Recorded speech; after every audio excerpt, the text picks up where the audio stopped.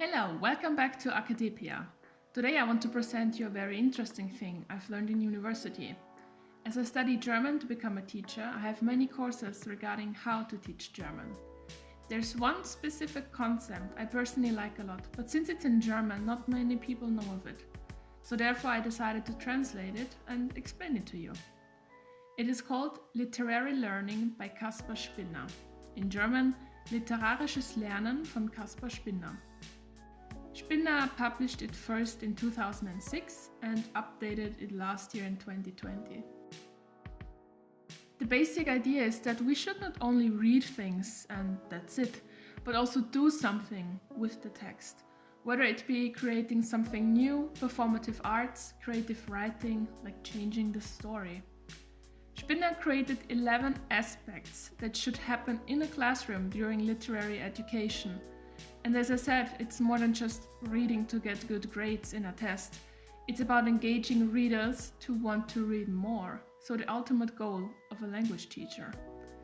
And it's not only about analyzing the text you look at, it's also about doing something with it. And the goal was to also put a focus on emotive and cognitive involvement.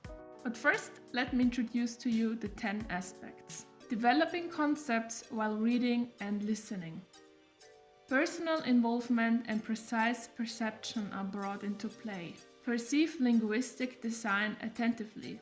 Understand literary figure perspectives. Understand narrative and dramatic logic of action.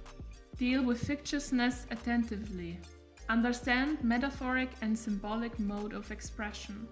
Prototypic ideas of genre and develop literary historic awareness. So, now that I introduced them to you, what does it mean?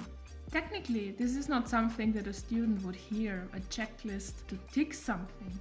It is more knowledge for teachers to allow a more diverse connection between texts, books, and students. It's about personal involvement. But still, I believe that these 10 aspects are worth knowing for us people not in school anymore, or not even people that are teachers. I believe that these 10 aspects of literary learning should be part of our personal reading story as well. Spinner made it clear that reading is more than just knowing what a story is about. It's about realizing what the words do with you, what the language means, why a specific style was chosen, but also how a story in of itself works. This concept puts a focus on the reader, what it does with you, what you can learn, how it changes you. There's more to reading than what we typically see in school, unfortunately. But then again, can we do those things without a teacher when we're adults? Let's think about one of those aspects, like prototypic ideas of genre. It's epic poetry, lyric, and drama.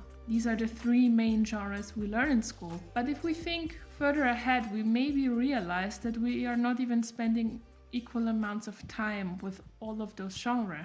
There is a strong focus on epic poetry, at least in the teaching of German. Whether it be Goethe, Schiller, we're reading books in Austria mainly. And if we look at how much poetry we are actually reading, very, very little, unfortunately, and almost always to facilitate the analysis of poems. So not really in line with Spinner's goal of engaging young people in reading, but rather to simply have something to analyze. Another question arises when you think about the hidden canon, also called geheimer Kanon in German.